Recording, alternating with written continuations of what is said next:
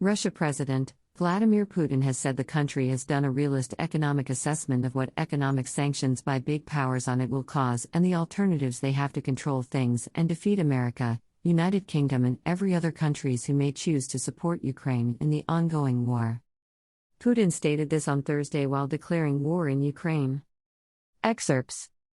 I consider it necessary today to speak again about the tragic events in Donbass and the key aspects of ensuring the security of Russia. I will begin with what I said in my address on February 21, 2022. I spoke about our biggest concerns and worries, and about the fundamental threats which irresponsible Western politicians created for Russia consistently, rudely and unceremoniously from year to year. I am referring to the eastward expansion of NATO, which is moving its military infrastructure ever closer to the Russian border. It is a fact that over the past 30 years we have been patiently trying to come to an agreement with the leading NATO countries regarding the principles of equal and indivisible security in Europe. In response to our proposals, we invariably faced either cynical deception and lies or attempts at pressure and blackmail, while the North Atlantic Alliance continued to expand despite our protests and concerns. Its military machine is moving and, as I said, is approaching our very border. Why is this happening? Where did this insolent manner of talking down from the height of their exceptionalism, infallibility and all-permissiveness come from? What is the explanation for this contemptuous and disdainful attitude to our interests and absolutely legitimate demands? The answer is simple. Everything is clear and obvious. In the late 1980s, the Soviet Union grew weaker and subsequently broke apart. That experience should serve as a good lesson for us, because it has shown us that the paralysis of power and will is the first step towards complete degradation and oblivion.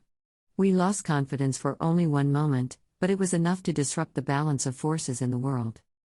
As a result, the old treaties and agreements are no longer effective. Entreaties and requests do not help. Anything that does not suit the dominant state, the powers that be, is denounced as archaic, obsolete and useless. At the same time, everything it regards as useful is presented as the ultimate truth and forced on others regardless of the cost, abusively and by any means available. Those who refuse to comply are subjected to strong-arm tactics. What I am saying now does not concern only Russia, and Russia is not the only country that is worried about this. This has to do with the entire system of international relations, and sometimes even U.S. allies. The collapse of the Soviet Union led to a redivision of the world, and the norms of international law that developed by that time, and the most important of them, the fundamental norms that were adopted following World War II and largely formalized its outcome, came in the way of those who declared themselves the winners of the Cold War. Of course, practice, international relations and the rules regulating them had to take into account the changes that took place in the world and in the balance of forces. However, this should have been done professionally, smoothly, patiently, and with due regard and respect for the interests of all states and one's own responsibility. Instead, we saw a state of euphoria created by the feeling of absolute superiority, a kind of modern absolutism, coupled with the low cultural standards and arrogance of those who formulated and pushed through decisions that suited only themselves. The situation took a different turn. There are many examples of this. First, a bloody military operation was waged against Belgrade, without the UN Security Council's sanction but with combat aircraft and missiles used in the heart of Europe. The bombing of peaceful cities and vital infrastructure went on for several weeks. I have to recall these facts, because some Western colleagues prefer to forget them, and when we mention the event, they prefer to avoid speaking about international law, instead emphasizing the circumstances which they interpret as they think necessary. Then came the turn of Iraq, Libya, and Syria. The illegal use of military power against Libya and the distortion of all the UN Security Council decisions on Libya ruined the state, created a huge seed of international terrorism, and pushed the country towards a humanitarian catastrophe and into the vortex of a civil war, which has continued there for years. The tragedy, which was created for hundreds of thousands and even millions of people not only in Libya but in the whole region, has led to a large-scale exodus from the Middle East and North Africa to Europe. A similar fate was also prepared for Syria. The combat operations conducted by the Western coalition in that country without the Syrian government's approval or UN Security Council's sanction can only be defined as aggression and intervention.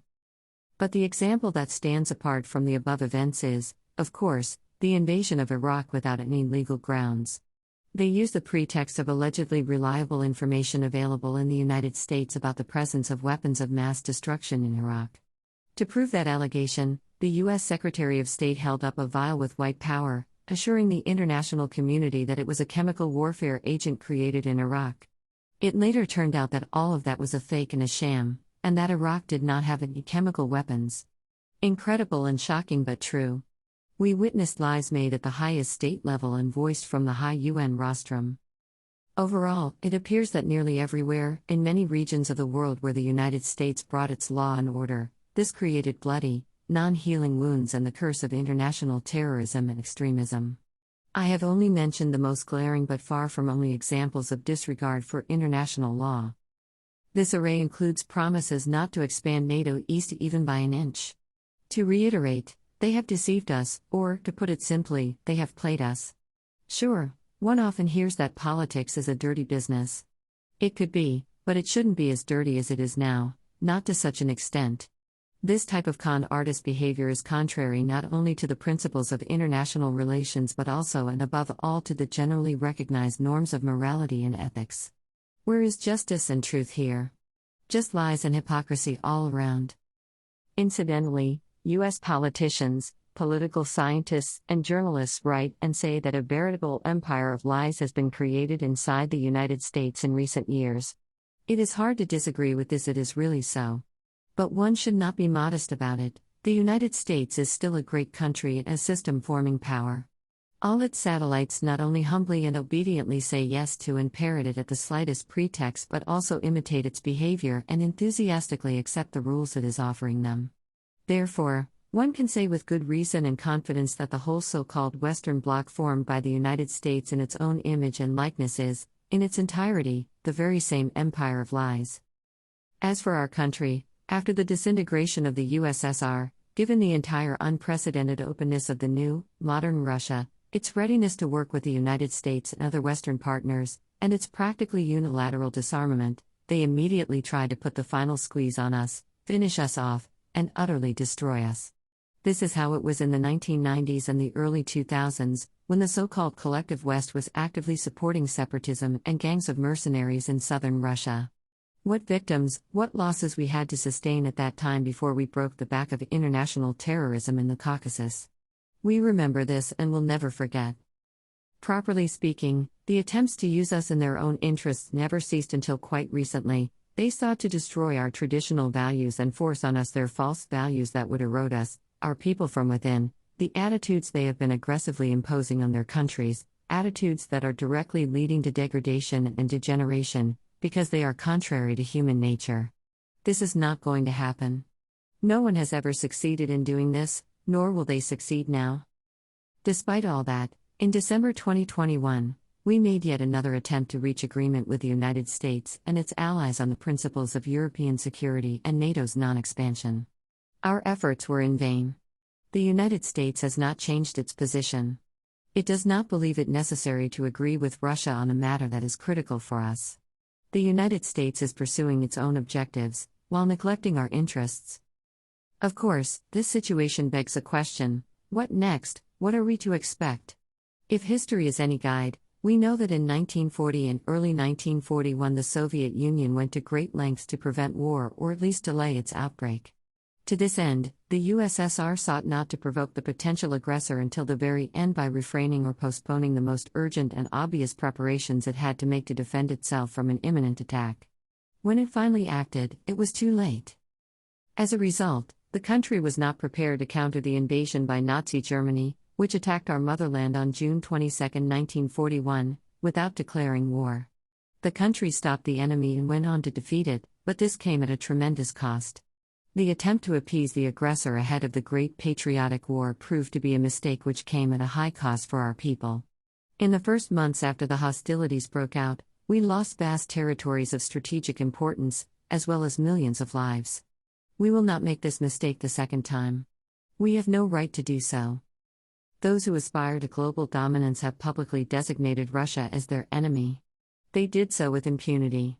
Make no mistake, they had no reason to act this way. It is true that they have considerable financial, scientific, technological, and military capabilities. We are aware of this and have an objective view of the economic threats we have been hearing.